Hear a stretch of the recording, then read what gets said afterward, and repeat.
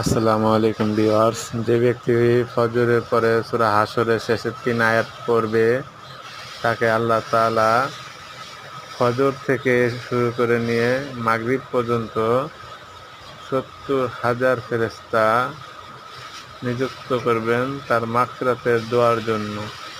৭০,০০০ ফেরেশতা তার জন্য ফজর থেকে নিয়ে মাগরিব পর্যন্ত তার জন্য এই মাগফিরাতের দোয়া করতে থাকবেন। আল্লাহ আপনি তাকে মাফ করে দেন। ৭০,০০০ ফেরেশতা দোয়া করতে থাকবেন। আর আল্লাহ তাআলা ফেরেশতাদের দোয়া কোনো মতেই ফেরত দেন না।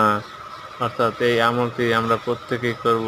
তাই ভিডিওটি অবশ্যই শেয়ার করে দিন প্রতিটি মুসলমানের দ্বারে দ্বারে। আপনার মোবাইলে যতগুলো নাম্বার আছে প্রতিটি নাম্বারে শেয়ার করে দিন এই ভিডিওটি।